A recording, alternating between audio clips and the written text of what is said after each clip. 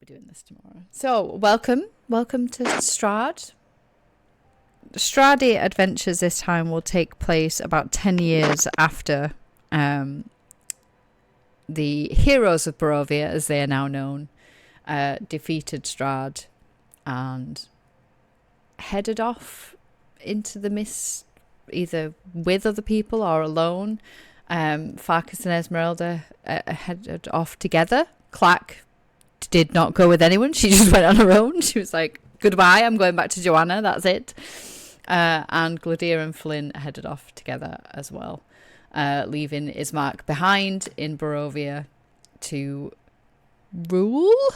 Question mark? So I thought we would start with just a brief... Why does it say two... Oh, because, yeah, it's returned Flynn. Yeah, okay. A brief kind of introduction or reintroduction to your characters. Ross, you don't have to say too much if you don't want to give too much away. I mean, Hannah's literally read your character sheet, so... No, I've still been good. So it's fine. I only had that quick flick through when we were doing the pod the other night. I haven't properly. Okay. Impatience. You're the sort of person that opens a present before Christmas, aren't you? No. I was given explicit permission when we were recording the pod. Yeah, she was given permission and she pretended she hadn't already looked. Like it was brilliantly acted. Yeah, she was like, I have not looked at this already. I knew nothing. I genuinely hadn't. Might have guessed some things. Oh yeah, totally.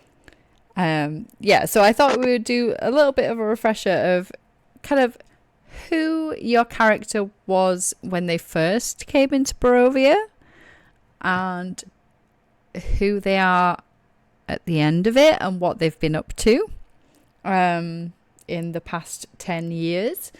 So we will... Well, we don't have much, obviously, from Gladia, so I'm going to kind of have Gladia take a bit of a backseat in this. And Dom can just update us at session 1, I guess, what he's been up to. So my idea is we kind of talk through our characters, and then we're going to... I do have a little bit that me and Dom did agree to. Okay. So cool. I could. So you could do a little bit, a tiny bit for him. Cool. But he did say that me and Gladia parted ways. So obviously, from that point, it's entirely up to him what he wants to. Yeah. Okay. So yeah, I was thinking if we introduce our characters, and say what they've been up to, and then we'll just do a tiny little bit of role play, of basically you coming back to Barovia, and meeting up with good old Ismark, and then that is where we'll kind of end it and jump into it at session 1, if that sounds okay with everyone. Sounds great. Good. Everyone else? Yes, I'm mindful I might not be in the first bit where you all go back to Barovia, but I can join in session 1.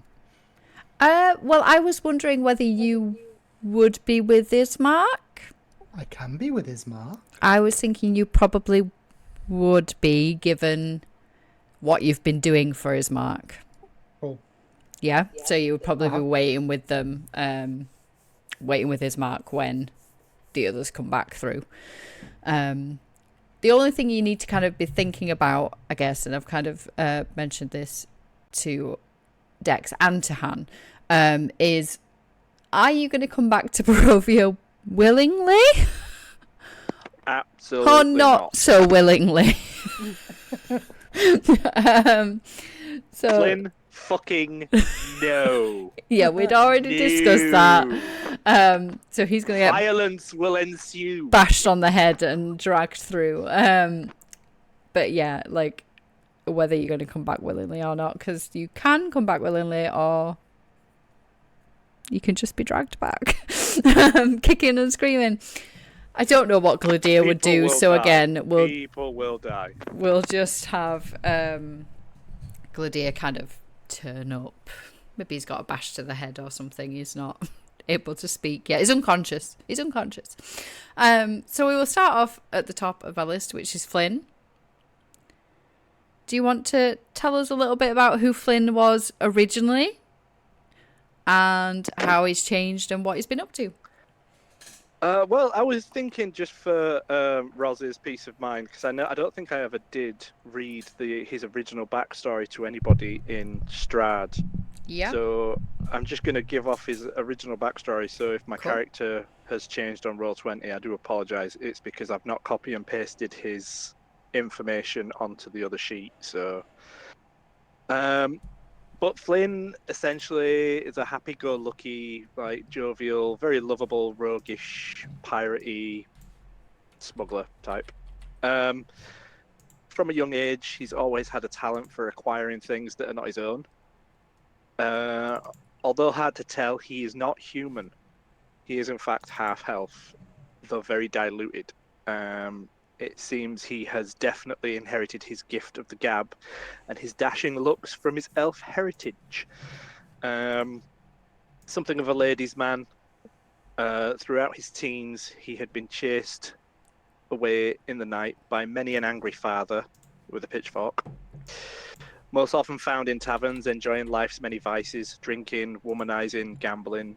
He took a position on a pirate ship in his early 20s for adventuring and to see the world, and potentially to get away from bounties. He became well liked and reliable as both a friend and a fellow pirate. Until very recently, he was the captain of a medium to small smuggling vessel.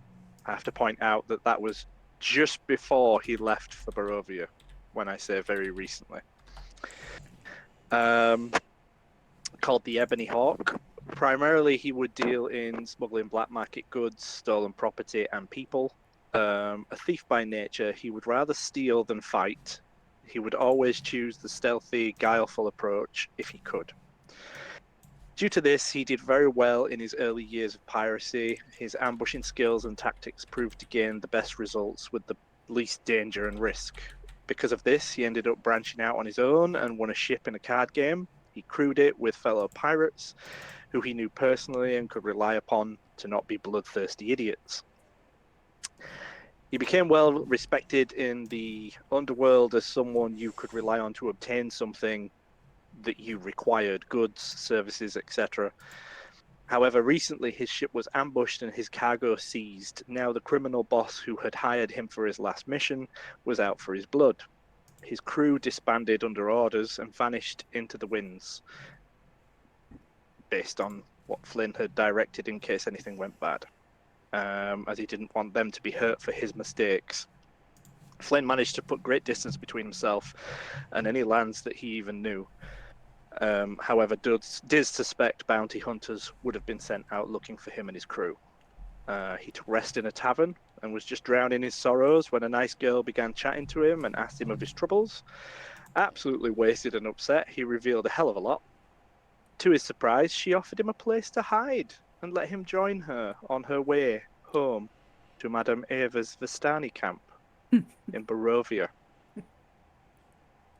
And yeah, she's dead now. Because I think he entered the mists, woke up, and was like, "What the fuck?" And then I think werewolves just ripped her to pieces, didn't they? Yes, they did. Yeah. So that is prior to his first instance in Barovia. Since then,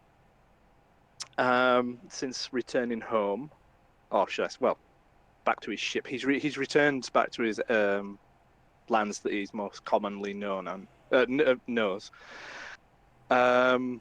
Reunited with his lost love, Sebastian, who was ever waiting for him, knowing that Flynn would be absolutely fine, but deep down panicking like crazy because he's always getting himself into some stupid fucking trouble.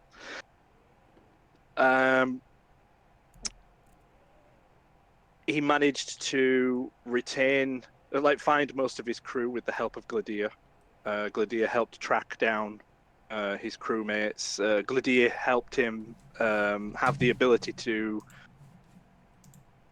go to places that he wouldn't normally have gone to because he was recognized. However, Gladia was not recognized. So Gladia was able to help and be support in the shadows without people knowing. So he had a bit of protection. He managed to kill the crime lord and took the majority of his wealth, got his ship back. Several bounty hunters still after him because he's killed other bounty hunters, and obviously family bounty hunters are just persistent. Apparently, Gladir had a falling out with Flynn over something that obviously Gladir will mention. Flynn is oblivious to this, and so he left a few years after serving with Flynn. So yeah, that's pretty much it. At the moment, he's just back to what he does best, which is he's a merchant and he travels from place to place, just transporting goods. That's what he does. A few years ago, Han, was it law? That's all I'm going to ask. I'm just going to ask, was it law? Yeah. Okay. A few years after escaping Barovia with Gladir and potentially another member of his crew, Flynn fell through the roof of a warehouse or an area where goods are stored, potentially, right in front of Clack,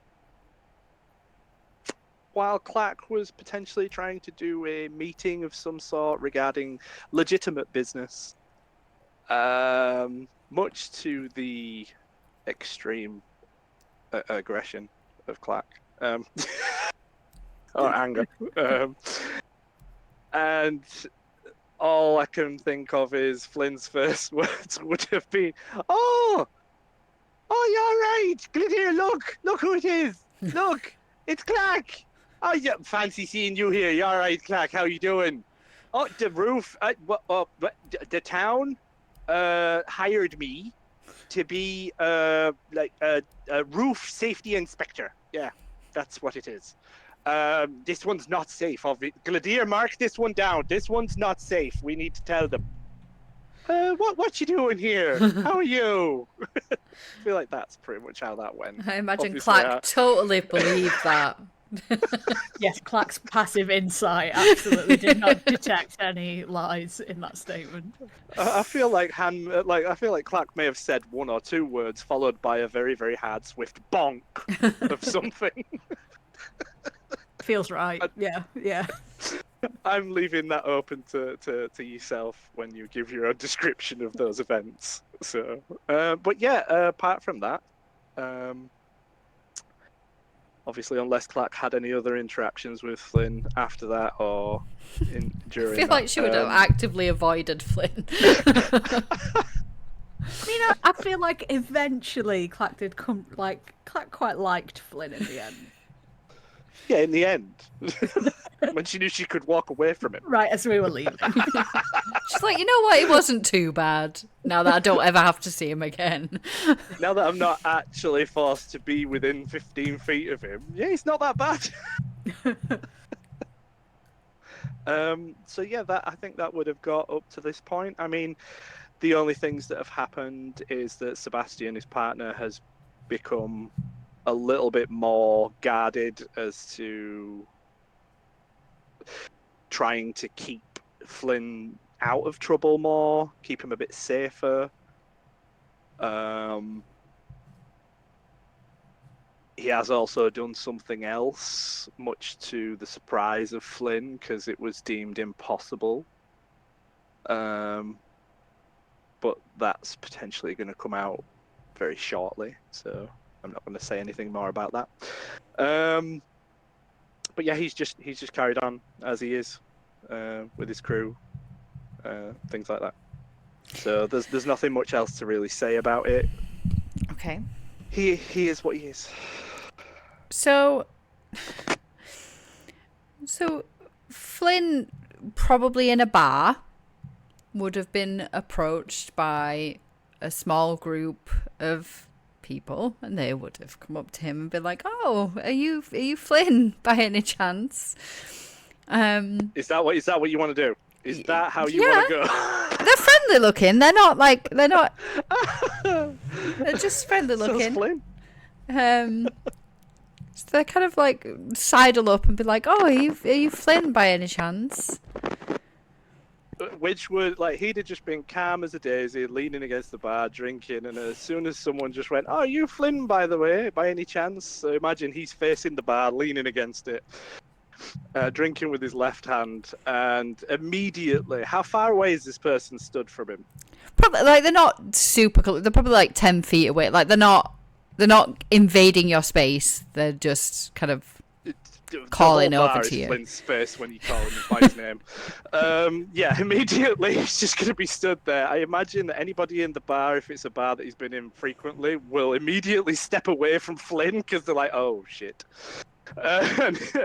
Calm as a daisy, he's just drinking from his drink. He's like, glug, glug, glug, and you just see him pull out a like his pistol, and you just hear the flintlock just cock as he's pointing it at this guy's face while he's just drinking.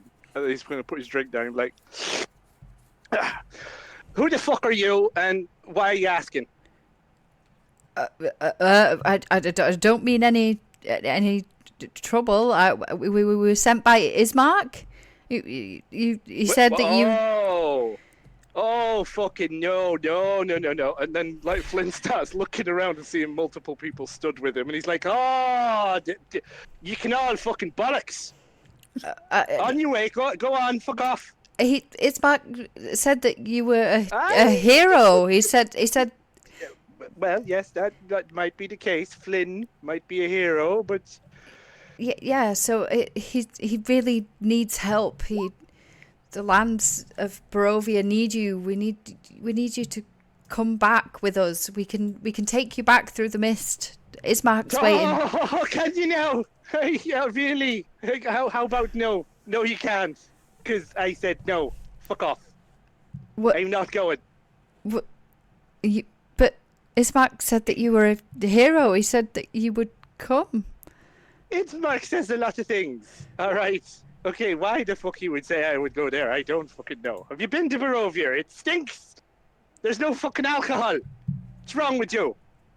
The winery was back open for a while. For a while. Yeah, exactly. So it's probably not got enough for me. Why would I visit that hellhole? There's no water. What the fuck's wrong with you? You could take some wine with you. We could help you transport barrels of wine. We have our cart outside. Ismark really said that you would just. He said you would just come with us. Literally, when he says this, Flynn leans in and he goes, "Ismark fucking lied to you. That's why there's 3 or 4 of you. Okay? If I'd have just come with you, they'd have just took one. He set you up." That doesn't sound like a Ismark thing. It fucking does. He's dodgy. It's not. Why is he dodgy? The guy kind of like looks back, and there's like another couple of guys with him and a girl, and he kind of like looks back and like is looking for assistance. The girl kind of steps forward. She is very pretty. Of course she is. Ismark's not stupid. And she kind of like steps forward, like edges the guy out of the way, and she's like, "Oh, come on, Flynn. We'd heard such good things about you. Ismark said you could pretty much handle Strahd on your own." Like, he cocks his like gun a little bit and lifts it up and points it up in the air instead of at the guy's face, and he's like, "Oh, hello. Oh, who are you? What's your name?" "Oh, my name's Miranda." All right, yeah, okay. What do you do? But I mean, I don't really do. I just kind of travel a lot. We're traders sometimes. Oh, I've got something I'd like to trade with you. Well, if you come with us, then maybe you could. Oh, wait a fucking minute. Hold on a second. I know what this is. He starts pointing his gun at everybody again. Like, the fuck do you mean, Strahd? Oh, you can fuck that right off. At this point, his other hand's now on a dagger. It's like, what the fucking Strahd? Strahd's dead. What you talking about? Well, yes, about that. He was dead and technically, I suppose he is dead because he's a vampire. But he was gone for a while, a good couple of years, and then he came back. Wait, and that's what is Mark, and that's why you're. Oh hell no! You can fuck that right off. And immediately just points his gun up at the lantern in the middle of the tavern, shoots the lantern out, and then yeets himself out the nearest fucking window. Okay. Sure. Roll me an acrobatics. Okay, I'm gonna have to just change the character sheet. That's fine. He's not For how well you nope. achieve this. I'm going to be nice for you, and I'm going to say it's got to be at disadvantage because he's heavily drunk. That's when Flynn's at his no, best. Wait, no, it works the other way around. Yeah. All right. Yeah, he's not had that much to drink, so okay. I'd say disadvantage. Okay. Okay, acrobatics.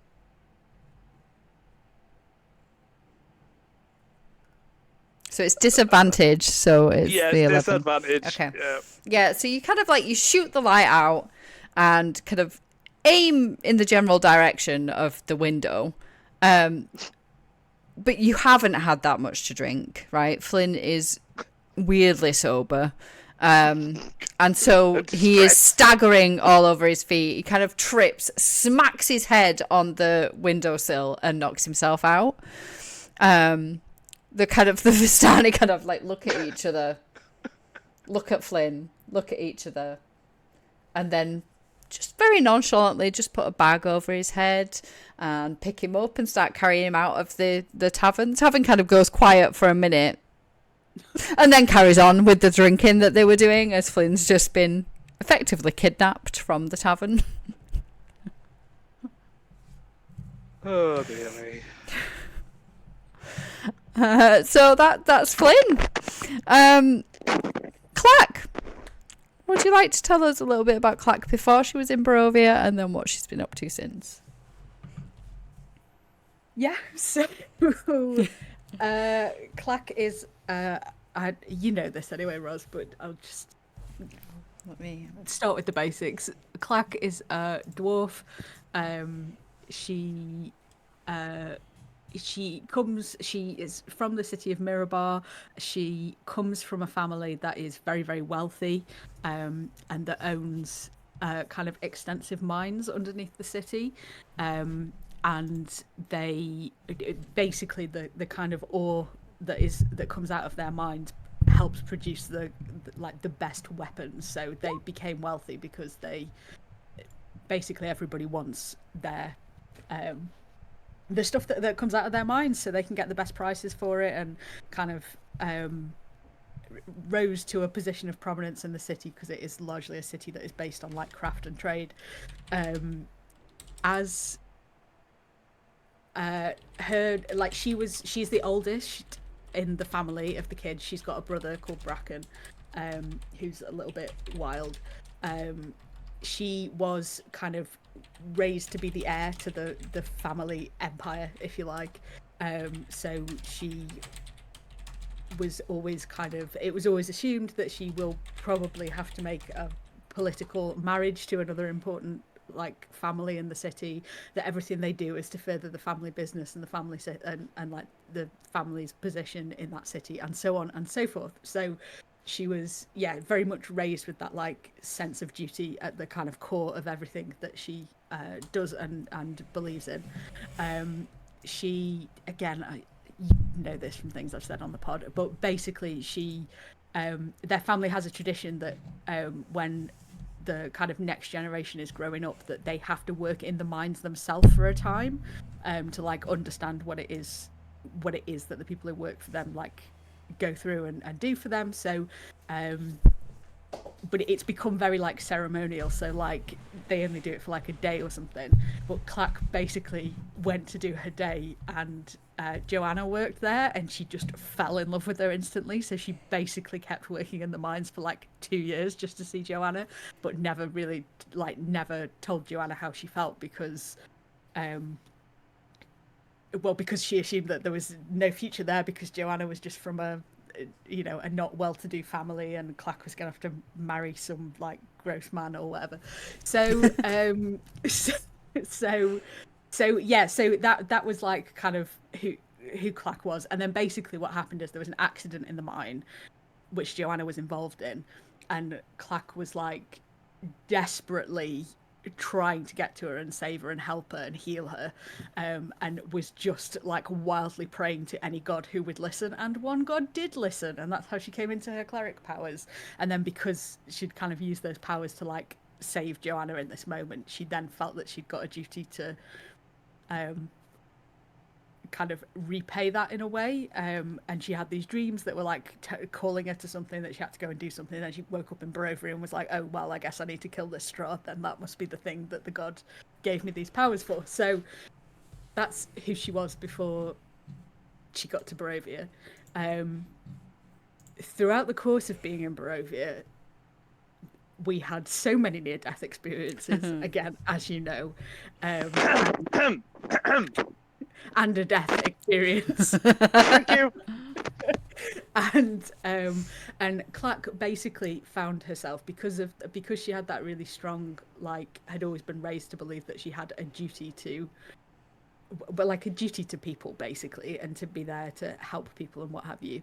She basically saw her job in Barovia as making sure that everybody else got out alive.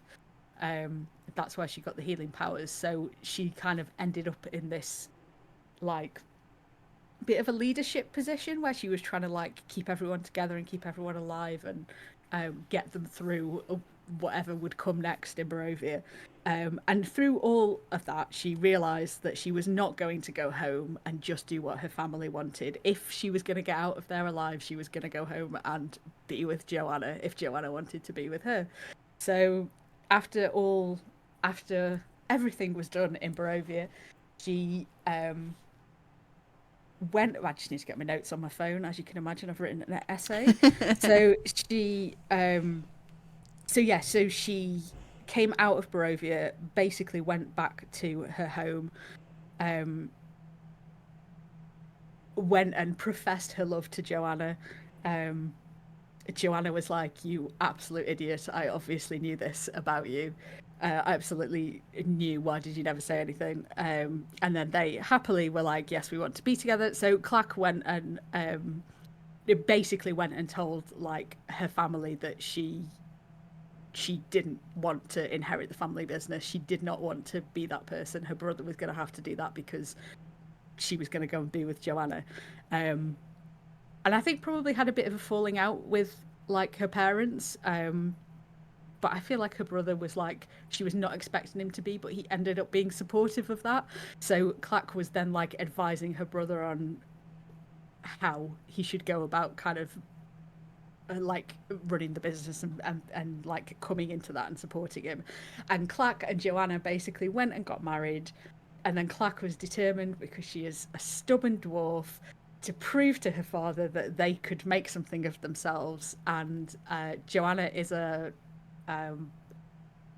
crafts magic items, craft stuff, and basically Clack was still doing like adventuring work and doing jobs for the kind of temple to her god, and to earn the money to basically be able to build up like the position to be in a business to like sell Joanna's magic items and prove to her family that she could be just as successful, but like obviously not in the way that her family kind of thought she would be. So so Clack's done a lot of like use the kind of diplomacy skills that her family taught her to like make trade deals to sell Joanna's stuff, and kind of get in with different families in the city, and kind of like build up to becoming like Joanna is well known now as a crafter of like magical items and stuff. So yeah, that's what she's been up to. And I think also that I think at some point there were maybe like kids like left at the temple, like, you know, somebody was not in a position to raise I don't know, raise the like children that they'd had, and they just left them at the temple. So I think that Clack and Joanna have maybe inherited, like adopted, Inherited. not inherited. Yeah, adopted. Wrong word. I think they like adopted like twins that were left at a temple as babies. No. Yeah, they did not have names when they were adopted, and I think Clack has called them Eric and like maybe what did I decide? Let me find my notes. Hang on. Esmeralda, I bet. No. I think it's a boy and girl, and Clack has called them Eric, but it's spelled with a K because they're dwarves, and Rena, but after like Irina. Yeah. Oh. Right, I've got to say this now. Sorry, Hannah. I don't mean to interrupt on your That's pretty much conversation, it, but by the way. oh well, that was one of the things that I was going to kind of drop in, and I have to say it now, so you don't think that I was like copying from you. But Sebastian kind of found a way to create a child from both Flynn and himself.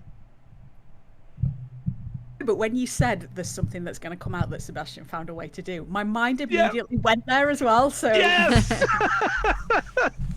Like, because he was so distraught over losing Flynn and not knowing where he was, that this time when he came back, basically I was going to say that there was no way he wanted to lose him, and if there was a way that he could possibly do that, at least if he did lose him, there'd be a part of him that'd still live on. Oh. Obviously, you know what Flynn's like, so there's a high risk of that. So I was meticulously messaging Roz because Lynn was turning around and saying that like she was busy doing other things and trying to set stuff up, so she didn't have the time really to look into it. So I was messaging Roz going, Roz, okay, same-sex people in D&D, how do they have a baby? Make it work. Tell me. Magic. Magic. Always magic. No, Greg Phase. specifically said, I don't want it homebrew, I want it by the book. Yeah. And if there's one thing D&D doesn't have by the book, it's this. So he was like, the thing that stuck out the most was possibly a fair deal of some description. So I haven't quite decided exactly on what it's going to be, but yeah, there's going to be something. So yeah, if you hear reference of Flynn talking about his daughter, then yeah, that's what it is. Amazing. But as soon as you said that, Hannah, I was like, no fucking way. That's amazing. Yeah, I think basically that by the time they adopted the kids, they were in a position where like they were doing quite well, like selling Joanna's stuff, and like had maybe even got like been able to employ people to help Joanna and stuff. And I think it was the last piece of the puzzle that like made Clack's family accept her back into the family, because she'd gone away and like secured her own wealth and earned more money for the family, and like struck new trade deals maybe with partners that they hadn't got, and she'd like basically got the next generation as well, which is like a thing that they wanted to always continue the family line. So yeah, that's Clack. Nice. Okay. So in terms of your Sorry, no question. Anything to add to the warehouse incident? Because I didn't want to actually speak for you or your character as to how they may react afterwards or during. So Yeah, I think as I said to you, I think Clack would very much just be like, get out now. Or I will set my wife's traps off on you. shit. So in terms of Clack, do you have like a store where you sell items, or? I did a shop. I think we have a house that attached to it has basically like a smithy and a kind of workshop. Okay. But I think we sell our items to people who own shops to sell in their own shops. Ah, okay. All right then. So Clack's just, chilling at home with their twins. Cute little twins, Eric and Rena. And you hear a knock on your door to your actual house, not to the smithy. And And as you kind of like look out of the window, you see a small group. There's only 2 people, kind of just stood like waiting for you to answer the door. You don't recognize them. Can I see, like, do they look like they've got weapons? Like, do they look like they might be dangerous in any way?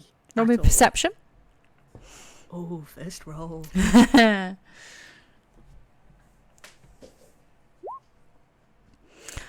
have weapons. They have rapiers at their sides, but they're not holding them or anything. They are kind of just stood. Like, one of them's got their hand in their pockets.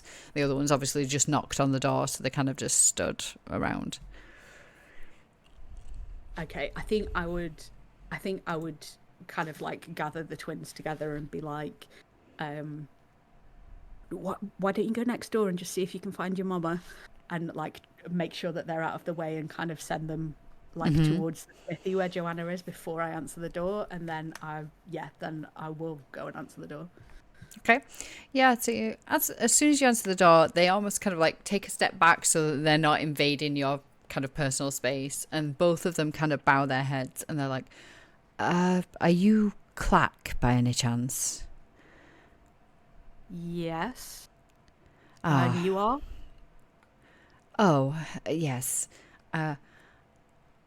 I'm Vilda.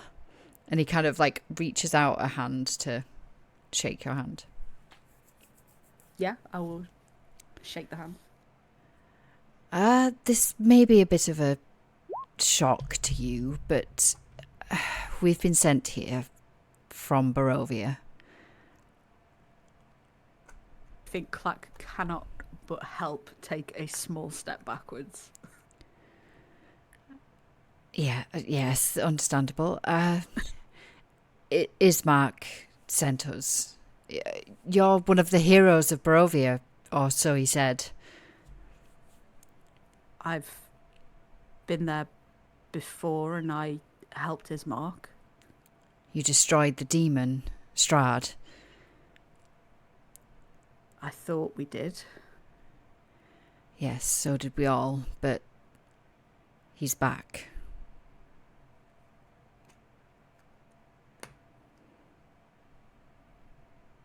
He kind of like is just staring at you, waiting for some sort of reaction.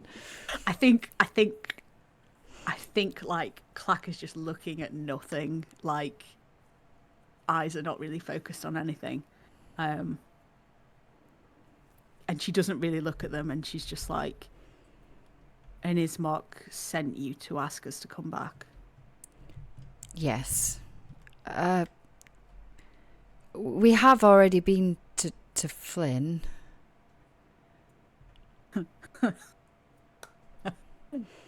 I bet he did not go easily. No. And he kind of like looks back, and there's a car on the thing, and you can kind of see that there's other people sat on the cart, and somebody laid down on the back of the cart. I think Clack just like genuinely laughs, but like there's no humor in it. Like Clack is still a little bit shell shocked. I need to tell. I will come with you, but you need to just give me 10 minutes. Yeah, yes, of course. And they kind of both like step back again, and then kind of bow again and go and stand by the cart. I think Clack shuts the door, and I think just stands there a moment and is like spinning her wedding ring around her finger, and like thinking, and then she's gonna go and find. She's not leaving without telling Joanna. Like, she will go, but she is not. Yeah, I need to go and explain myself to my wife. Okay. Yeah, so Clark kind of goes and explains. And is Joanna understanding? Well, that's kind of up to you, Lynn. I feel like Joanna maybe wouldn't be. You have children. Yeah. I feel like she'd call bollocks on So this quite quick. how exactly are you putting this to Joanna? I think, oh god, I think I'm gonna go next door to the workshop. Yeah, Joanna's kind of like busy. Like the twins are kind of just playing around. They're used to being in the workshop, right? It's Yeah. they're used to being in there. So they're kind of just like playing around with some kind of scrap bits and pieces on the floor. And Joanna's kind of like tinkering away at a table. Just, oh.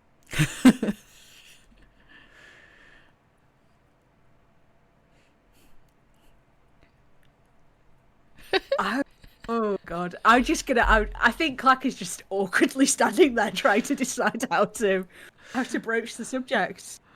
Cool. Okay, so you awkwardly stand there for a few minutes, and Joanna kind of like stops what she's doing, and she's like, "What's wrong?" There's some people at the door. Oh no. I imagine that Clack has Yeah. told Joanna Of absolutely course, everything yeah. that will happen in Barovia. So Yeah. I think Clack is just going to be like, they're from Barovia. So Joanna's face drops immediately. And she just starts shaking her head. She's like, no.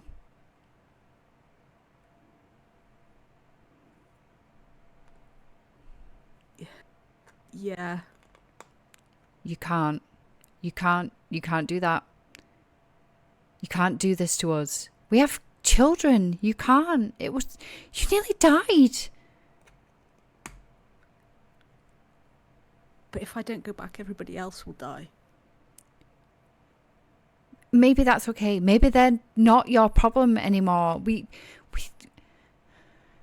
about the kids?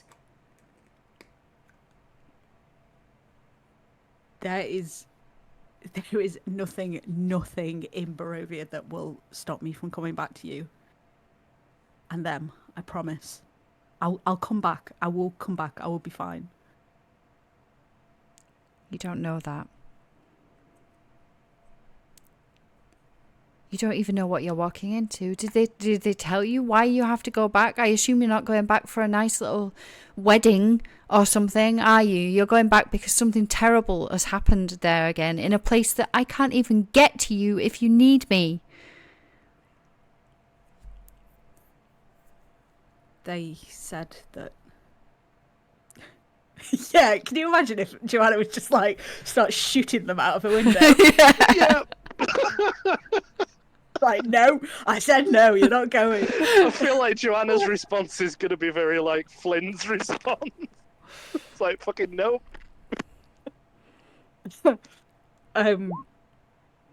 Yeah, I'm just gonna be like, they said that he's come back. She kind of like doesn't say anything. She's just staring at you, and her eyes are filling with tears. They just start streaming down her face. She's like, oh, but you're going to definitely come back. Not like he's much of a threat or anything.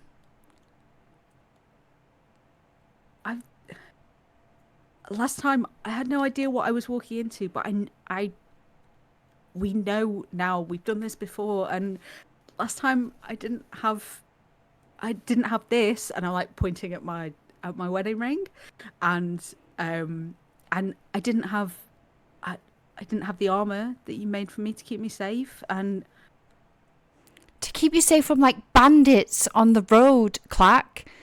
Not vampire lords in a land where everything wants to kill you. You've sat and told me the horror stories of that place. last time Eric died. yeah, we've literally got a child named after the person who died there. Yeah, I know, but last time if they came here to take us back, that means that I wouldn't be trapped there like before. How do you know that? Did you ask? Did you ask them, or did you just very quickly agree to leave your wife and children behind you and go into a land where you may die. I like she's kind of not really thinking about the fact that the kids are in the room and they've kind of stopped what they're doing and they're just staring at you. I'm gonna cast silence around me. Okay. I'm gonna cast it on where the kids are. Sorry, because we can still talk to each other then. Yeah. I like don't even look. I just like snap my fingers, and like Joanna would know. She would see like kind of bubble appear around them, briefly shimmering for a minute. I'm like, they don't need to hear that. They don't need their mother to leave them and go fighting for people who... Why? Why does it matter what happens in Barovia? That's not even linked to us. Ismark helped me last time. I don't know that I would be here with you and with them if he helped us through it all last time, and he needs us now. We need you. Your family needs you.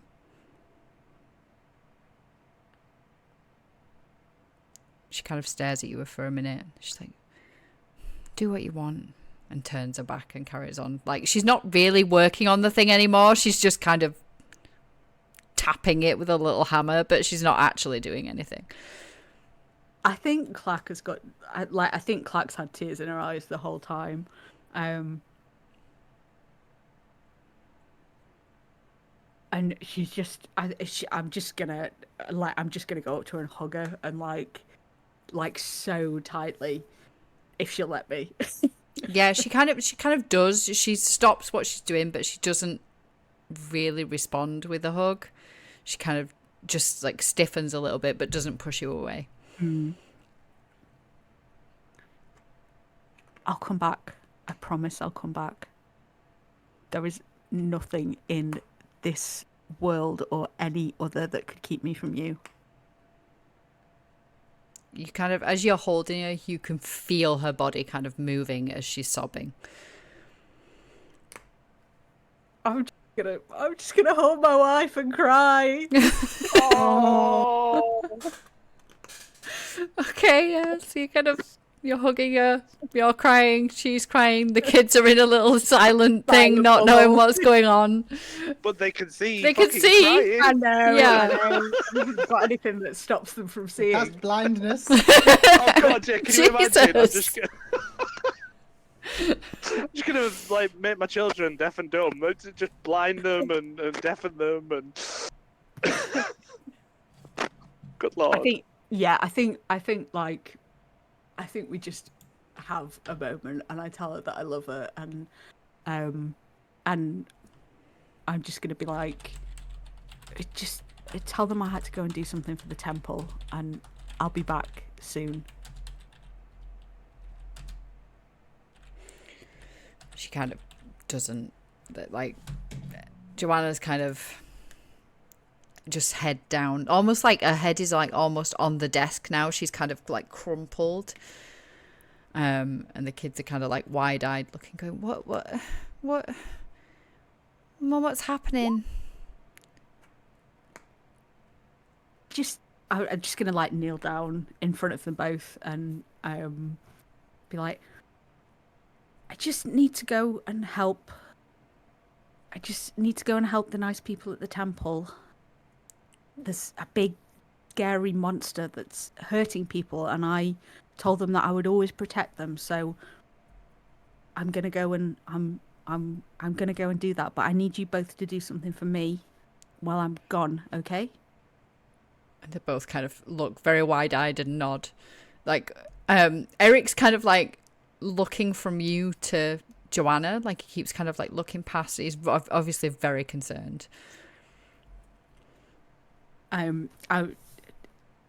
So just like I promised the people at the temple that I would protect them and that I'd be there if anything scary happens to them, I need both of you to protect your mama while I'm gone, okay? Okay, we'll try, but you'll be back like soon. I'll be back before you know it. I always come back. And they're kind of like nodding, like, because you have always come back, right? As far as they're aware, you've always come back. Any trip that you've been on, you've come back. So they're kind of like nodding, like, oh, okay, we'll look after Mom. Yeah, she might be a little bit upset because it's a little bit worrying when there's scary things out there, but you know I'm tough. You know that I can always deal with it, right? I always make sure there's no monsters under your beds. They're both very adamantly nodding, like, yeah, you do that. We've never had a monster, actually. Exactly. I keep all the monsters away. So I'll go and do that, and then I'll be back. And I'll be back before you know it. They're both kind of totally unaware of the actual dangers, kind of just nod and smile, and they're like, okay, we'll take good care of Mom. Like ruffle Eric's hair and like kiss Rena on the cheek, and then I'm gonna get back up. I'm gonna go over to Joanna, just literally I'm just gonna grab her and kiss her. Mm-hmm. In case the last time. And then Oh God. and then I'll just be like, I'll be back. I promise. I'll be back. I love you. And then I'm gonna go. Yeah, okay. So you're heading back out and towards the cart.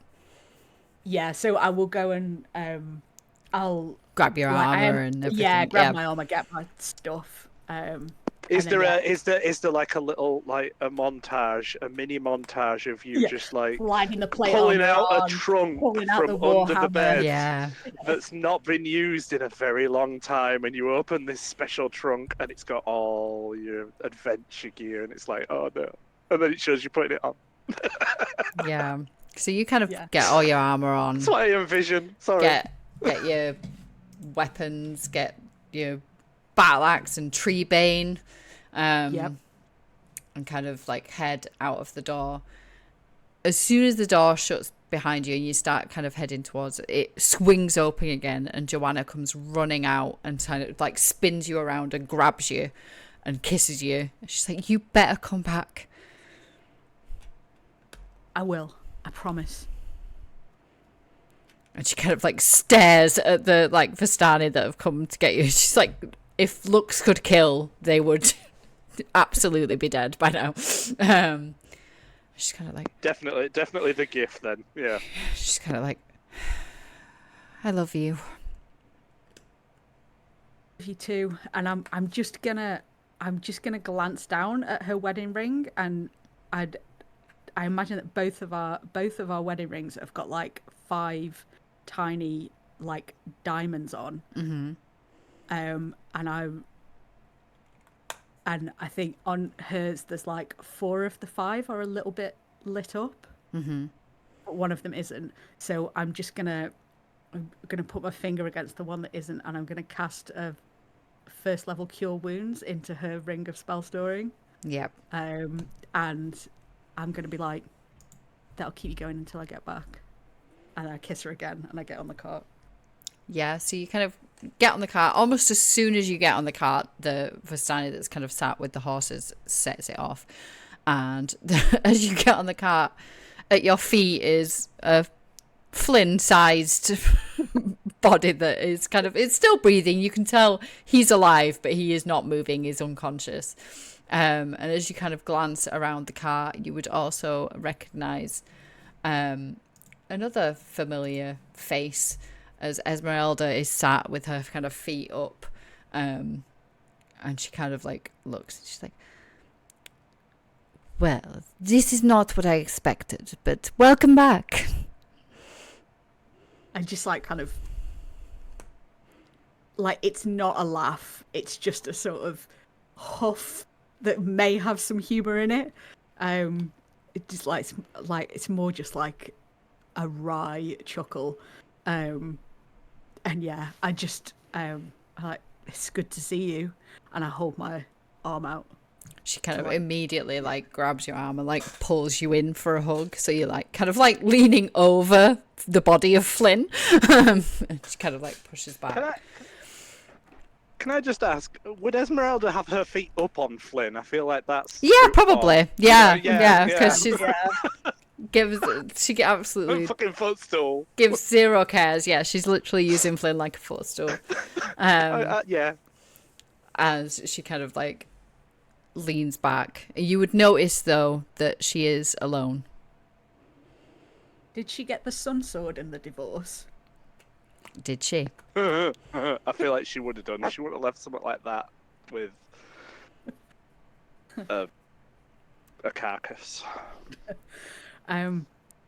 Yeah, I'll like sit down opposite her. I think Clack probably puts her feet up on Flynn as well. Yeah. For fuck's He's just snoring away, mumbling to himself, and due to it, just feet up. It's like all times. Yeah, very much so. Yeah, I'm going to say to Esmeralda, what happened to you? Have you been back to Barovia before now? No, I have not. They came to find me. They were trying to find Farkas too. And she kind of just looks down at the ground. Did something happen to him? She's silent for the longest time, like you're kind of traveling along with the car. You can hear the horse, like the other Vistani kind of talking, Flynn kind of murmuring to himself in his sleep. And very quietly, she just goes, I killed him. Oh, fuck. Incredible. An incredible choice, Lynn. My God. What was that Han or was that Clap that did No, that? that was hard. That was hard. I think Clack worked really hard not to react. And yeah, I think I just reach out and put my hand on her arm, kind of like partly in comfort, partly kind of like it's all right, we don't have to talk about it. And yeah, I'm just gonna nod and be like, if you ever want to tell us the whole story, I'll hear it, but you don't have to. She kind of just nods. And then, like, looks down at Flynn. She's obviously trying to, like, distract you. She's like, well, it is good to see that he came willingly. Yeah, I'm surprised that Ismark didn't send more people. Perhaps he expected him to be drunk, as usual. Kind of makes him more effective, though, weirdly, doesn't it?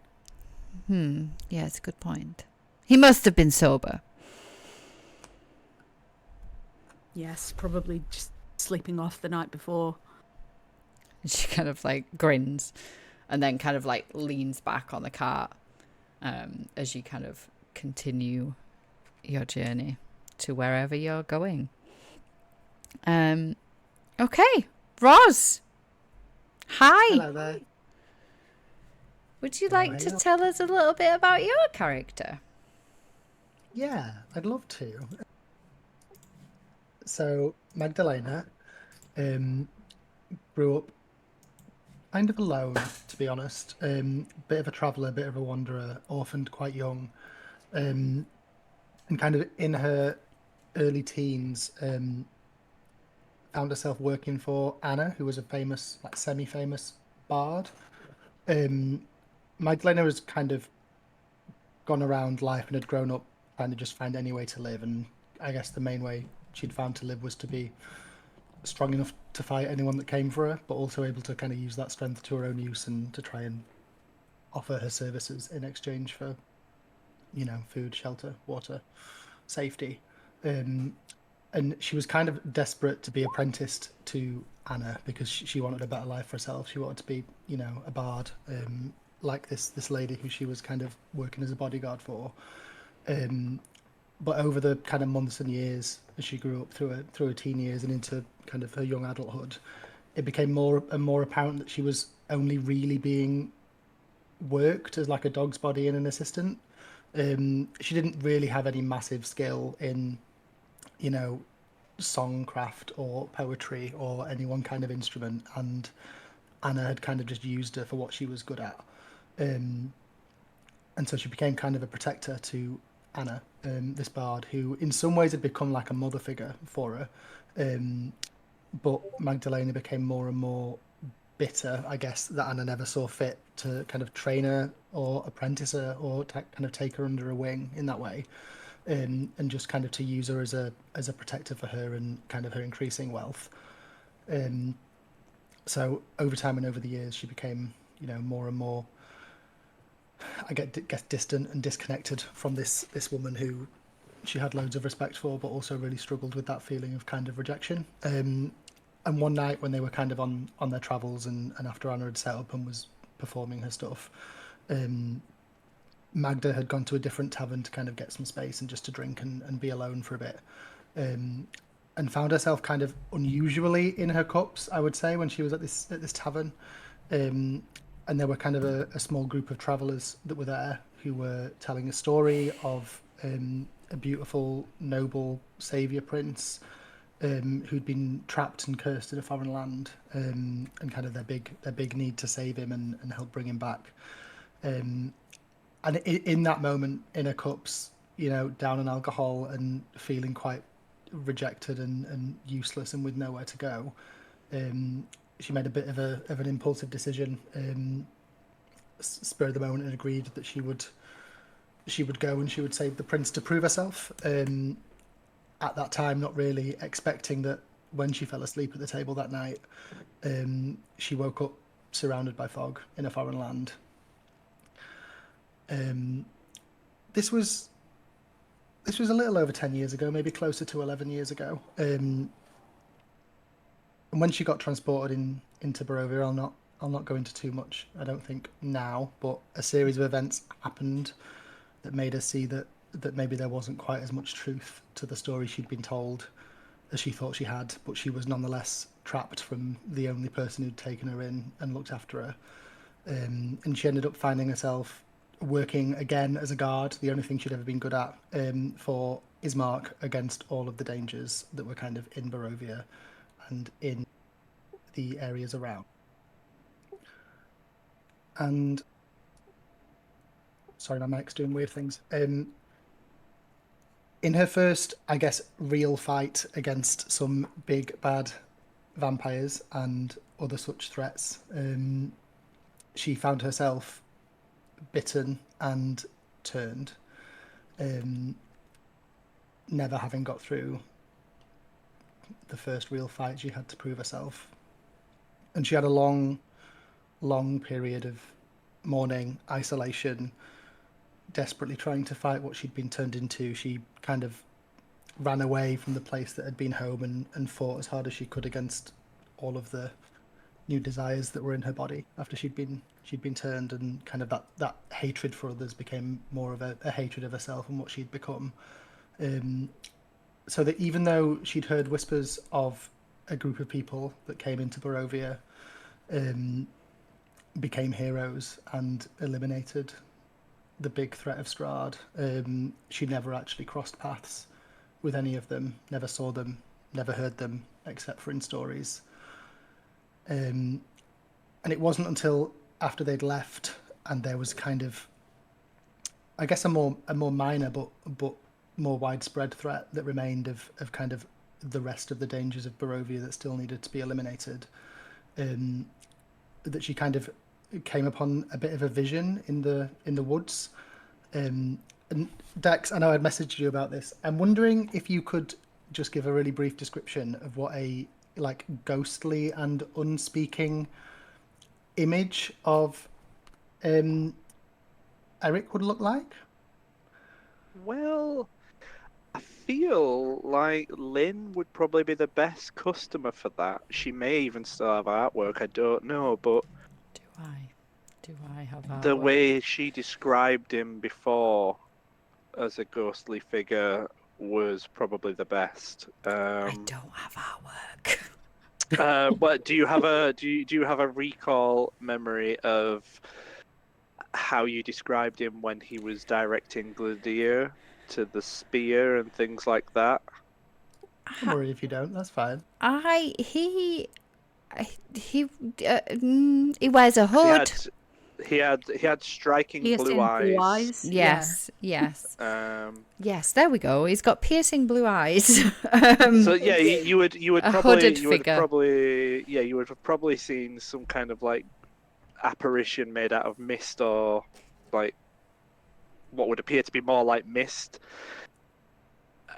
and it'd look like a person but not solid. And they'd have a hood, and they'd have very, very bright blue eyes if they lifted the hood up or lifted their head up slightly so you could see the eyes, but you wouldn't be able to make out the facial features. Yeah, yeah, I love that. And I don't know. In my head, I don't think I ever actually heard Eric speak. But I feel like I was kind of guided and filled with purpose in a similar way. As I kind of saw the soul. He would point. He may point in directions or appear in front of something that you need to approach. Yeah, That's the way Lynn sold it. Yeah, I think in this instance it was just the apparition and kind of just an innate knowledge of not that this was a person called Eric, but just that this was a person whose soul and spirit had been taken by Strahd and the vampires, and kind of I think she found a purpose that night in that what she was going to do was take vengeance on anyone who'd ever fallen at the hand of a vampire, a werewolf, and kind of by extension Strahd himself. And I guess trapped still in Barovia, turned, and not as much as she wanted to see Anna again, not wanting to go back to that life she was at, changed the way she was, became somewhat of like a stalker in the night, like a kind of didn't want to speak to anyone who was truly alive, had too much shame, had too much fear that she would lose control and maybe hurt them, but turned against kind of the evils that still existed in Barovia and kind of worked to take them out one by one. And at some point over the next few years, I think maybe when it turned out all was not so well in Barovia and threats were re-emerging, found herself allied again with Ismark, who had originally hired her as a guard, confessed who she was now, what she had become, where she was at, all of her shame and fear, and asked for little more than just to survive in return for her protecting them and her having a little bit of a space where she could maybe feel that somebody had given her mercy or that she could be accepted. And I think since that day she's been in a bit of a, not a rut, but kind of like a routine of who she is the person that fights in Barovia now that the heroes have gone, on behalf of everyone who still lives there. And that's Magda. Nice. Yeah, so I feel like Magda is, because she is protecting primarily the village of Barovia, which is where Ismark is the kind of ruler. Not like a terrible ruler. He's not like a dictator or anything, but he kind of oversees the village of Barovia. The way that the lands of Barovia as a whole are now really the only remotely safe, and I use the term safe very loosely, areas are the village of Barovia and Vallaki. And Magda kind of knows this, but generally stays quite close to Ismark. She doesn't live in the village, but she kind of stays quite close to it. And Ismark would know how to find Magda out in the kind of wilderness, as he does one day, kind of approaches, as he always does, alone, because he trusts Magda. So he kind of approaches you one day and kind of bows his head a little to you. He's like, I have a request to ask of you. Always. Anything. What do you need? And he kind of bows his head again and he's like, things are worse here than they ever have been. Strahd is more powerful than he ever has been. Relentless. Yeah. I've seen it. I've fought it. For you. For them. It can't continue. If it does, there'll be nothing left. I fear there's not much left to save as it is. He kind of like, it looks genuinely devastated. Like this is a man who, like, he was already fighting Strahd 10 years ago, right? He was one of the only ones that was willing to kind of stand up against what Strahd was doing. And he had like a brief like year and a half, 2 years where Strahd wasn't there and he actually was able to kind of rest a little bit. And then since then it's just been, you would know, Magda, it has just been relentless. Strahd is attacking the kind of fiends that Strahd is bringing. It's just, you would have seen over these past like 8 years where you've been fighting Strahd again, Ismark is just almost like wearing away.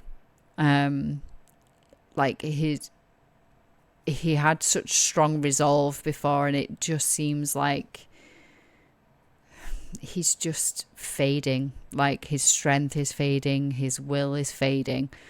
He kind of looks a little bit lost, which is not how you originally met him. How you originally met him, he was a leader of men, he was strong, he was capable. And now as he's speaking to you in this moment, this is the most lost you have ever seen him look. And he kind of like is looking down at the ground, and then he's like, I've sent the Vistani out. I've sent them to get the Heroes of Barovia. You'd bring them back to this godforsaken place. What else can I do? They've beaten him before. Maybe with their strength, we can beat them. Haven't they done enough? You would risk them again? Aren't I enough? Can I not be enough? Kind of pauses. Sorry. And he's like, you are enough, but you are enough for me. But against Strahd, you and I alone, we would stand no chance. Look at what he's doing. And he kind of gestures to the land around, and the land around is just dead. There is like nothing to it. The sky above you is blood red all the time. It's almost like it's on fire. This is a land that is just ravaged by this demon. He's like, we need their strength. Am I to protect them then, so that we can fight him? And he kind of nods and he's like, I will be with you, but I need your strength. He kind of looks down at his hand, like his sword wielding hand, and he kind of like flexes it a little bit. He's like, I feel weak. I need you to be my strength.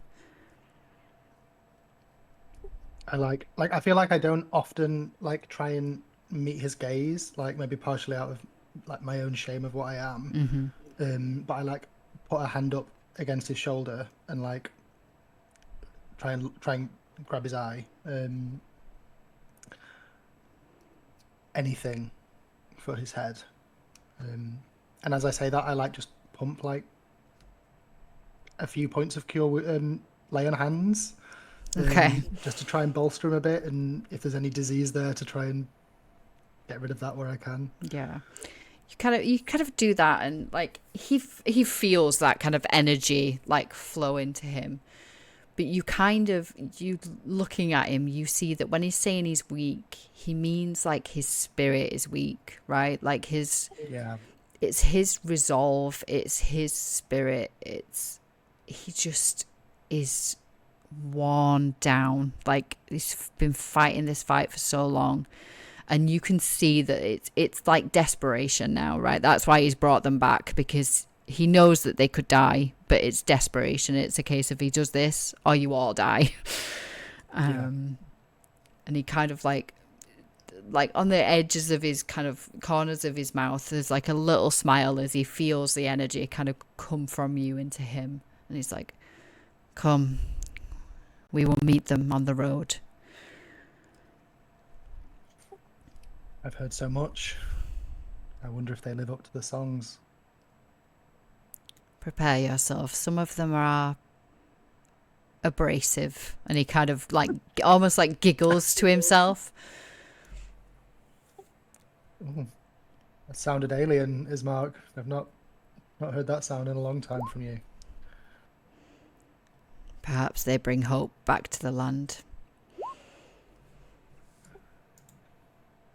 Let us hope for hope. He kind of nods and then just turns and starts heading off. And obviously, he's obviously expecting you to follow him. Sorry, you cut off, Lynn. I missed that last bit. He kind of turns and starts like wandering off, obviously expecting you to kind of follow behind him. He's like guiding you. Yeah, I'm like a solid 3 or 4 paces behind him and just kind of guard dog mode, looking for whatever may be in the shadows or in the trees. Yeah. So you kind of make your way, like, kind of skirt around the edge of the village of Barovia, which you kind of always seem to do, Magda. It's very rare that you would actually go into the village itself. Mm-hmm. And kind of Ismark knows this about you. He almost knows that you would be uncomfortable around that many people.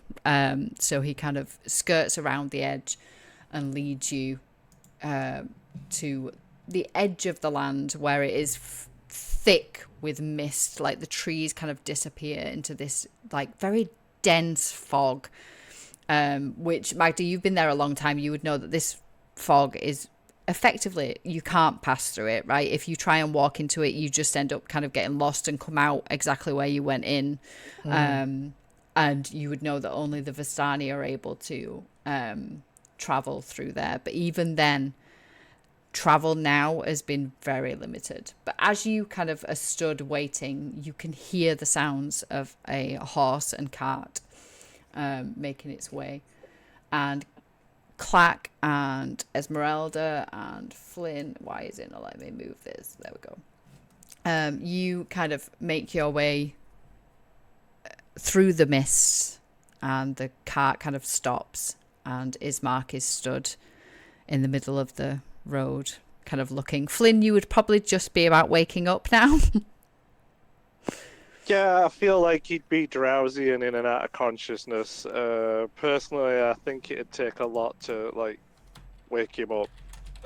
He may need someone to interact with him at some stage or another to wake him up. So yeah. Yeah, okay. So Esmeralda kind of like stands up and like with her like prosthetic leg kind of kicks Flynn a little as she's kind of like going past and jumping down. And as she jumps down, she grabs the bag from his head and kind of pulls it so that the kind of brightness.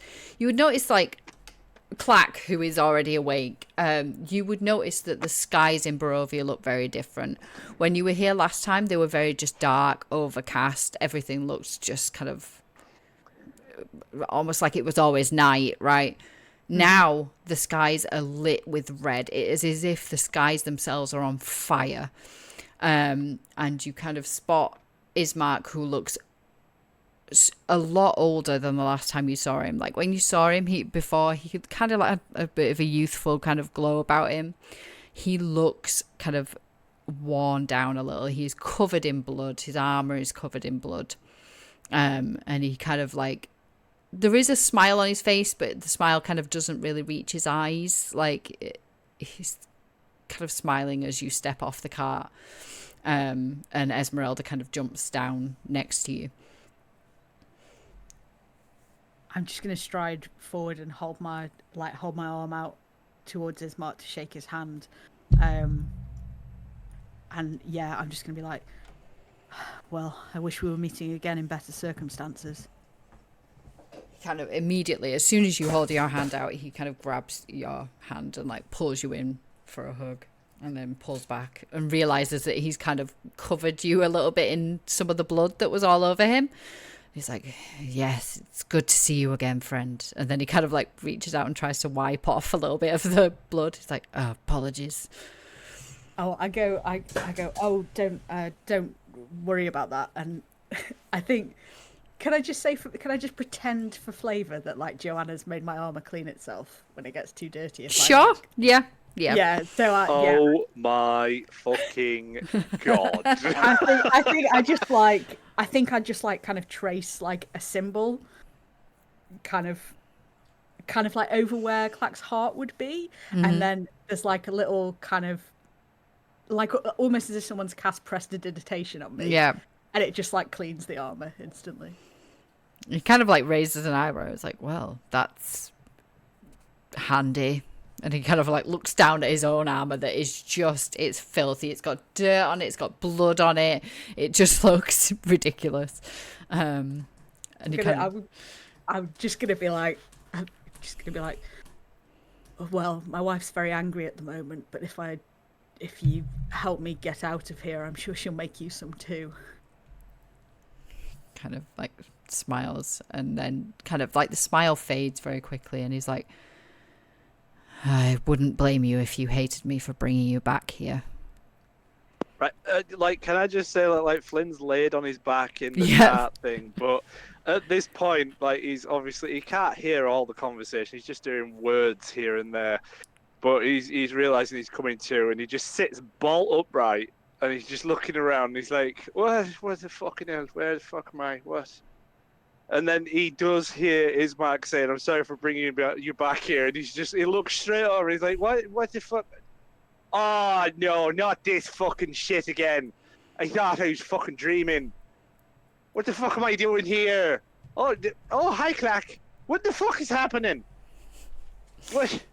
As you say that, my fucking head. Ismark's going to kind of like look back at Magdalena and go, abrasive.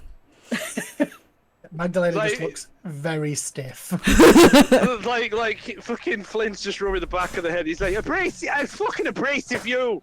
What the fuck am I doing here? And he looks behind him and he sees the fog and he's like, oh, not that fucking fog shit again. Oh, Ismark, what the fuck is going on? Why am I here? I thought we fucking killed Strahd. What have you done? Ismark kind of like gestures like with his arm like at the land around him and the sky, and he's like, the demon returned. No fucking shit. I can see the sky have got eyes. What the fuck did you do to have this happen? I was comfortable. I was happy. What the fuck is wrong with you? He looks genuinely upset, and he's like, I didn't know what else to do. But knocking me out and fucking dragging me here is not the way you fucking sort your problems out, friend. I've got people that could help. We could have brought a fucking army. I asked them just to ask you to come back. I didn't know they were going to knock you out. I vaguely recall them being very rude and confrontational. I barely made it out of there with my life. It kind of like is looking at them and they're shaking their heads. They're like, no. And he's like, well, apologies. Right, that's a start. Have a drink. He kind of like, it's almost like he's been preempting this, because he kind of like reaches into his pack and pulls out like a water skin and hands it to you. Yeah, immediately he just grabs it, snatches it off him, and sits back down at the back of the car, and he's just drinking and drinking and drinking and drinking and drinking and drinking and drink. He doesn't stop. He's just pouring it into his it's like squirting it into his mouth. And then he stops. He smacks his lips, and he's like, "Oh fucking Jesus! Oh God! Here we go again! Here we go again!" And he's just rubbing his temples and rubbing his head, and he's like, "Oh, for fuck's sake, why? Why?" He gets his pistol out and he's reloading it. He's like, puts it back, and he just looks at him. He's like, "Right, right. Oh, Esmeralda, are you all right? Oh, where's that big fucking hot lug, Farkas?" Esmeralda kind of... when you say, "Oh, Esmeralda, you all right?" she is opening her mouth to respond, and then as soon as you ask about Farkas, she just kind of closes her mouth and just shakes her head. Yeah, immediately, like, Flynn's just like, "Ah, fucking shit, he's dead then. Great. Where the fuck is Gladir? What the fuck is... What the fuck is going on?" Ismac kind of like looks at the car and is almost like he's trying to figure out. He's like, "They must not have found your friend yet. I did ask them to bring him." I've not seen him in a while. I don't know why. I think he just stormed off or something. I don't know. I don't think I was paying attention. Oh, fuck. Oh, fucking hell. And he's just, like, practically talking to himself, really. It's as if nobody else is there. He's like, "Oh, fucking Sebastian's gonna fucking kill me. Shit." When you say that, I think I'm just gonna say, I'm gonna be like, "Yeah, Joanna wasn't very happy either." Oh, fuck, I imagine not. Good to see you. Oh. No, he's just sighing. Yeah, I'm just gonna. I think almost unusually for Clark, she is actually smiling fondly in your direction. Oh my! And yeah, and I I think she's just gonna be like, "Good to see you, Flynn. Better circumstances than last time." Yeah, he hops off the car, he walks over, and he like kind of like leans down a little bit, and he just like slaps her on the ass a bit, like ting, and he's like, "Ah, it's always it's always a pleasure to see you, Clark." I think, oh no, she's like not gonna- literally, I feel like the next words out of his mouth are gonna be like, "Are you still like of the persuasion, or would you fancy some?" Wouldn't Sebastian have something to say about that? "Oh, he's fine. He's fine. He doesn't matter what I do as long as I go home. He's very understanding." He'd have to be. What you mean? What you talking about? Esmeralda's just nodding. I'm gonna hold my hold my left hand up with my wedding ring on and be like, "Sorry, Flynn." Yeah, like he holds his hand up and he's got a ring and he's like, "Oh look, yes, I've got one too. It's fancy, isn't it? Well, What's that got to do with it?" I think mine maybe means something a little bit different than yours does. "Oh, I have no idea. Sebastian just puts jewelry on me for the fun of it. I think it just makes me look pretty to him. I don't know." Right, Ismark, and he grabs the strap on his armor and he just like pulls it a bit tighter and like not pulls him towards him, but just pulls it a bit tighter and like right, you need to clean this shit up. Like look a bit more presentable. Sort your fucking hair out. Right, what's going on? What's happening?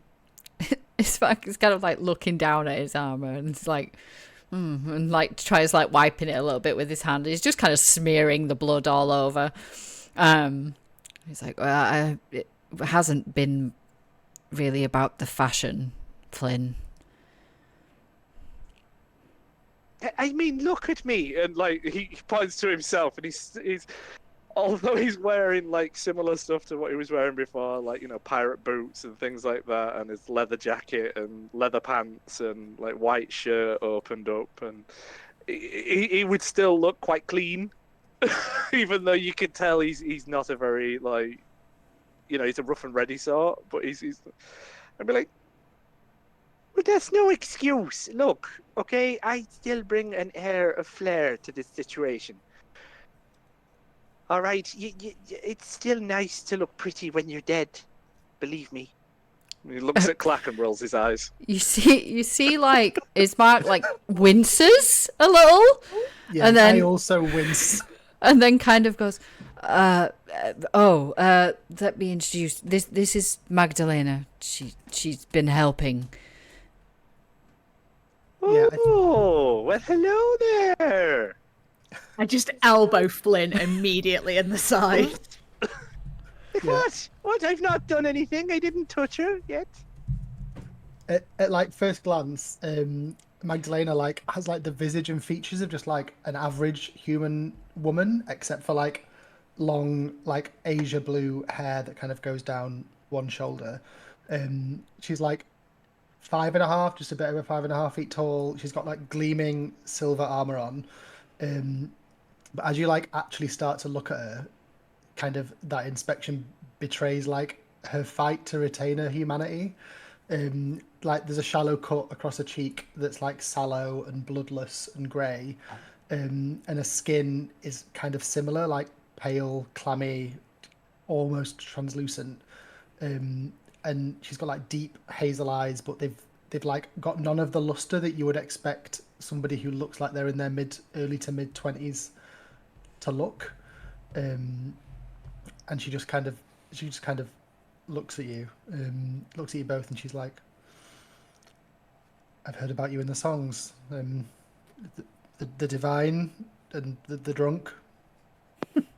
Is that what they call us? The divine and the what? Who the fuck are you talking about? Who's drunk? And he's looking behind him. Like, what you talk? What? Me? I'm not fucking drunk. I'm awake. I think Clack is just grinning at that. Are you not Flynn? I could be. Depends who's asking and what for. And he just stares back over at the fucking Vistani by the cart, and he's like got half closed eyes, just staring at him, like remembering that they were asking questions about people called Flynn. I'm Magda. I work with Ismark. It's a pleasure. Oh, well, nice to meet you. Yeah, and he's like holding her hand if she's put her hand out, and he's just like looking at her ass. Yeah, I've not like I've very obviously not put my hand out, and I'm like standing a solid, not just from you, but like from both of you. I'm like keeping my distance just slightly. Yeah, he just tilts over to the right, and he's just looking at her up and down, and he's just like looking at the protrudingness of her ass. And he's like, "Oh, hi, how you doing?" Can I? I've got a question for the DM. Yes. So while Flynn is being Flynn, Yes. given Magda's appearance Yep. and knowing that Esmeralda is a monster hunter, how is Esmeralda reacting to Magda? So you would kind of notice that, like, Esmeralda has kind of been like looking around. She's taking a lot of like notice of like the sky and things. Like she's obviously trying very hard to figure out her bearings, figure out what's going on. Like, and then she kind of like glances at Ismark and then glances at Magda. You would notice that she has taken a step forward, so she is stood directly next to you, and she has her hand on her sword. She hasn't drawn it, but she has got her hand on the sun sword. Okay, I'm gonna glance at Esmeralda and like just like shake my head once, but like not like a massive shake, just enough that Esmeralda will see me. Mm-hmm. And then I'm gonna look kind of between Ismark and Magda, Then I'm going to look at you, Magda, and be like, how is it that you found yourself working for Ismark? I mean, better Ismark than the alternative, right? And it's almost it's not a challenge, but it's a bit like a challenge. It's not, but it is. Careful now. Yeah, I think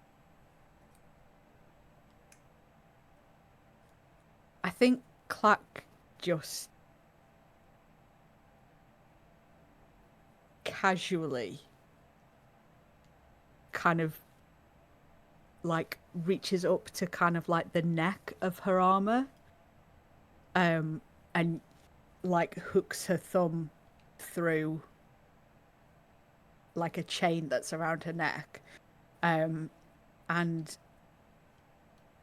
she, not in a threatening way, but she is Oh fuck. not in a threatening way at all, but I'm just gonna tug out of my armor an item that I received the last time I was in Barovia, which I assume I still have, Lynn, but you can tell me if I don't. Yeah. Yeah. Anything that you took out of Barovia, you still have. Okay, so I reveal my holy symbol, which is the holy symbol of Ravenkind that I've had in Barovia. And I just look at Magda for a reaction. I mean, do I know what this is? Do you think? So shall I just read you? Shall I ping across the description and then? So I can show you it. I almost don't want to know if I don't know what it is. Do you know what I mean? Like, I don't want to. I would say you probably, because you were kind of not really following along with what they were doing, and you hadn't been in Barovia that much longer than them. So I think you probably wouldn't know what it is. It is, you would look at it and you would see that it's shaped like a sun. It's got a very large crystal in it. It looks very impressive. Anything that's sun-like isn't your favorite thing on the planet. Yeah, I don't love it. You don't love it. The symbol of your god, Divine One. Not my god exactly, but a symbol of the divine. I've heard the stories. I know your strength. I do not fear death, if that's what comes for me. But I would like only to die trying to kill another. And that other is not you. It's him. Strahd. Who else? Then we're on the same side, and I hold my hand out to you. Sorry, go on. I was going to, as you kind of like lean forward with your hand out, Esmeralda kind of like just instinctively kind of like grabs you, Clack, and she's like, you do know what she is. Like immediately, like when Esmeralda grabs Clack, Flynn grabs his pistol. Like he don't unholster it, but he grabs his pistol on his chest and his dagger, his belt with one hand, and he just turns and he's like, "What the fucking hell are you people talking about? What's going on? Who is she? What the fuck is this?" Sorry, go on. No. I was just gonna say. I'm just gonna say to Esmeralda. I know. But if we have the same purpose, maybe we can work together. Flynn leans down and goes, "Well, I fucking don't, Clack. What the fuck is she?"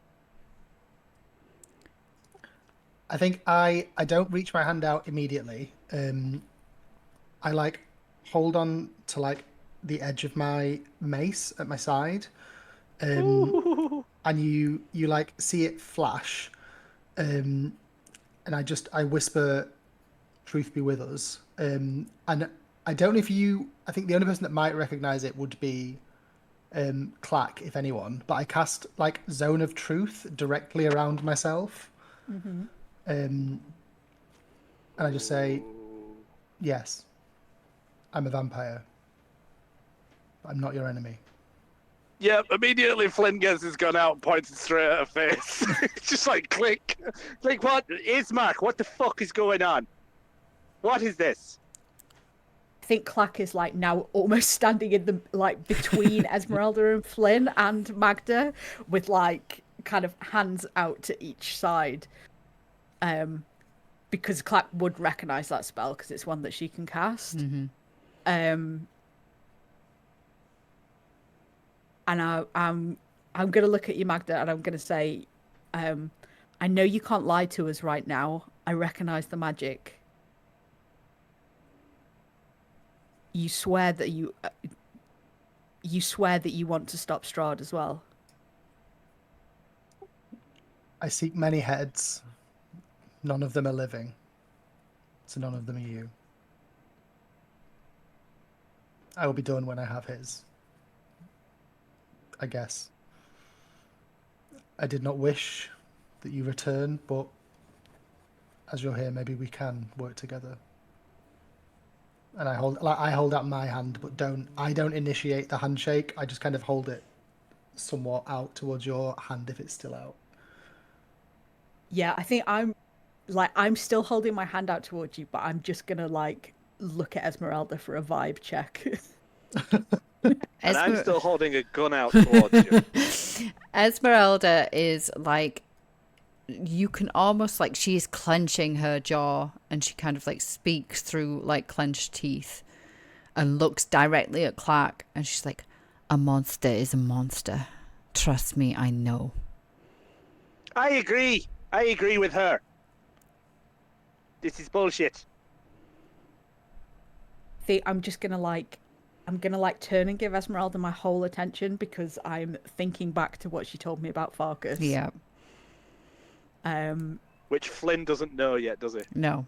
No. You know So he he's just dead, knows that but you don't know. I just know he's dead. Yeah. Yeah. Yep. Yeah. Yeah. And I'm gonna say it like quietly. It's just for Esmeralda. Mm-hmm. And Are you gonna whisper? Clark? No. Is Is Clark Clark ready to whispering? Sorry, this is a thing. Clark can't whisper. Yes. I recall this from the pod. Oh, this should be interesting. I haven't got disadvantage. No, we got rid of the disadvantage. Yeah, because It better still beat my passive. But yeah, I'm just gonna say to Esmeralda, you know that I understand, and if it comes to you, I will back you, and we'll take care of it. What spell is it cast? So it's magic that means that they have to tell us the truth, whoever stands within the area.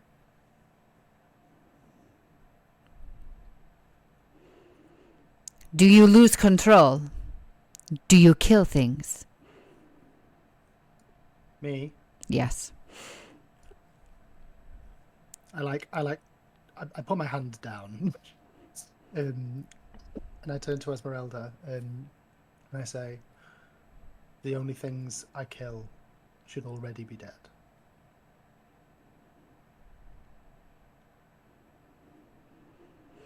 I know what you are. How do you survive if you do not kill things? I have, over time, found that if I act as a human, be as a human as I was, eat, sleep, breathe like a human, I can fight the desires we both know I have. I know not everyone can control their proclivities. And I'm definitely not, like, I'm very much not looking at Finn. I'm, like, staring at Esmeralda as I say this. Yeah, Flynn can control. But I would consider myself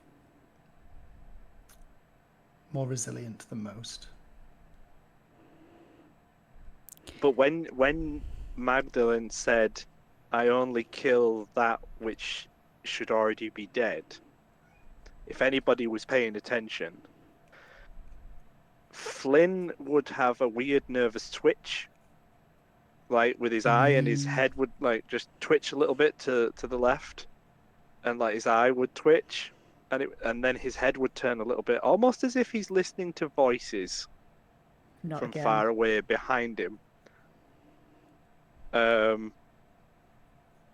And like that's all you'd see. That's all you'd see. Can I ask? I'm going to ask a question for Lynn. Do I see anything? He wouldn't try. He wouldn't be able to physically hide that from nobody. So, roll me perception. It would be an action. It would be something that's happening with him that he cannot. Yeah, he can't hide. control it. Yeah. You probably see some kind of. You're very focused on Esmeralda, right? Because like, one, she's an absolute badass that you think could potentially be a threat if she decided to attack you, Magda. But also, you know, you're having a conversation with her. You do see Flynn kind of like make some movements. He is stood there pointing a gun at her face. Yeah. But I was wondering if I see anything behind Flynn. You do not. You do not see anything behind him. Cool. It really would look like he's listening to somebody, and there's absolutely no one there. But you know, I'm familiar. I'm aware. That could be just that he's drunk. You know, you don't know. I don't know. Cool. Drunk, confused, could be fucking anything. Esmeralda is kind of like has listened to what you've said. She still has she hasn't pulled the sword, but she still has her hand on her sword. She's like, I have been around monsters who claim to have control. It always fails them. If it fails, I would like you all to kill me. If it fails, I will kill you. I like nod as like just that very slight glow from the zone of truth is like still on me. She kind of looks at Clark, and Clark, if you are you looking at Esmeralda still, or Yeah. There are tears in Esmeralda's eyes as she kind of looks at you, and then she just releases her hand from her sword. Like when Flynn notices that the sword has been relinquished, he hadn't noticed her face, but as soon as he sees that she's not holding a sword in her hand on the belt or whatever, he immediately just cocks his weapon again and tilts it back up in the air, but he's still got his arm out. Mm-hmm. So like, if someone twitches, he's just going to blow it away. Mm-hmm. I think seeing Esmeralda do that, I think I was still holding my hand out to you, Magda, but I'm just gonna leave it there for a minute, and then I'm not actually gonna shake your hand, and I am gonna nod at you and say, we will work together then for a time, and then I kind of just step closer to Esmeralda, and I'm just there, Mm-hmm. like to try and be a comforting presence, and like trying to demonstrate that like I'm on her side, like Yeah. that makes sense. Yeah, that makes sense. Did you say that loud enough for Flynn to hear? Yeah, I would have said that we'll work together for a time then. I like step back in step with Ismark and like lower my gaze again to the floor. Yeah, Flynn puts his pistol back into his like chest holster, and he just turns to his mark, and he's like, "I think you've got some fucking explaining to do, laddo. Like, why you're fucking hanging around with monsters? What the fuck? Esmeralda, what sort of fucking monster is she?" Esmeralda kind of like is still like not quite as aggressively glaring at Magda, but she has not taken her eyes off Magda. She's like, she is undead. She is a vampire. And like immediately Flynn loses his shit. And he's just like, oh, fucking hell no. Hell fuck no. And you see him get his pistol back out, but he actually unloads it.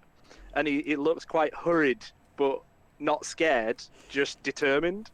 And he's unloading the pistol. And then I will need to ask the DM something. He is hurriedly checking his pockets or his like body. Oh yeah, I know what you're for doing. something. Yeah, just roll me like a d8. Okay.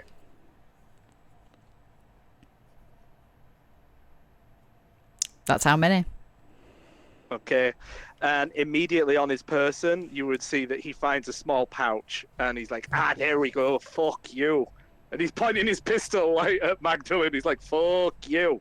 And he takes this pouch out, he opens it up, and you see a silver bullet.